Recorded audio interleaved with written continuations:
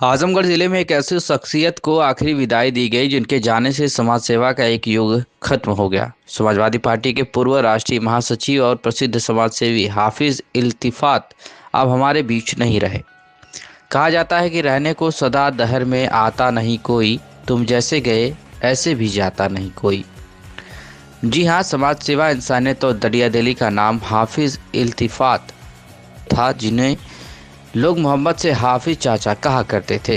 उनका इंतकाल 21 अप्रैल की देर शाम लखनऊ में लंबी बीमारी के बाद हो गया।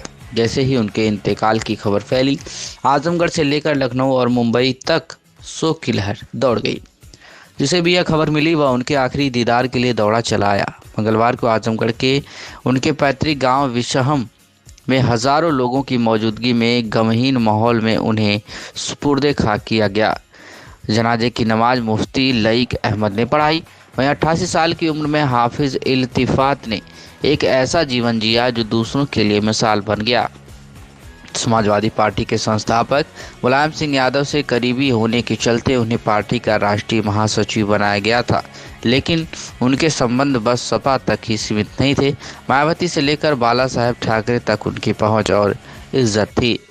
लखनऊ और मुंबई के साथ साथ आजमगढ़ के लोगों के लिए उनके होटल हमेशा खुले रहते थे।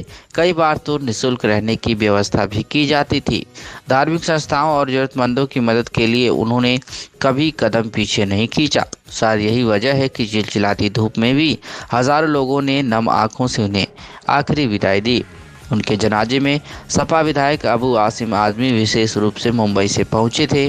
साथ ही सपा विधायक नफीस अहमद और कई अन्य दलीय नेता, समाजसेवी व गणमान्य लोग शामिल हुए थे।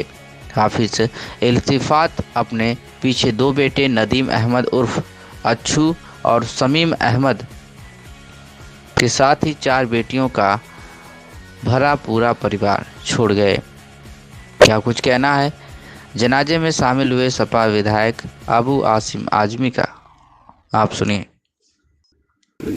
आसिम साहब, बहुत दुखद घड़ी है। चाचा जी काफ़ी खासतौर पर लगाव था और ये हुजूम ही बता रहा है कि कितने लोकप्रिय थे लोगों में।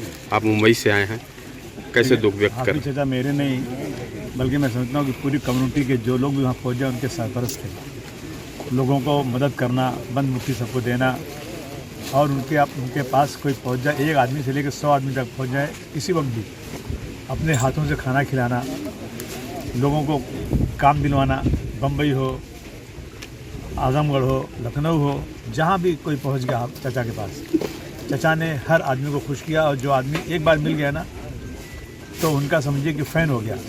इतनी ज़्यादा मोहब्बत, ना मिलने जुलना। देखिए, मरना तो सबको दुनिया में है, लेकिन कुछ मौत ऐसी होती है जिसको लोग भुला नहीं पाते। मैं जब बम्बई से आऊँ, चाहे एक आदमी हो, 100 आदमी हो, चाचा इतनी खुशी के साथ, यानी इतना मुझे खुश करते थे कि अबू आसिम तुम आ गए, मेरे बेटी की बरकत हो गई। इतना अच्छा इंसान आज हमारे बीच में नहीं है। मैं ही नहीं बल्कि सारे लोग दुआ कर रहे हैं अल्लाह ताला उनको जन्नतुल फिरदौस में आला मकाम दे, और उनके परिवार वालों को, उनके फैमिली वालों को, सबको मिलजुल कर रहने की तौफीक दे और उनको सब्र करने की तौफीक दे। ये क्षति जल्दी, ये जो उनकी कमी है ना, जल्दी पूरी होने वाली नहीं है, क्योंकि ये लाखों में एक इंसान थे, सबके सुख दुख में रहने वाले। बस हम दुखी दिल से यही कह सकते हैं कि जो यहाँ आया उसको जाना है।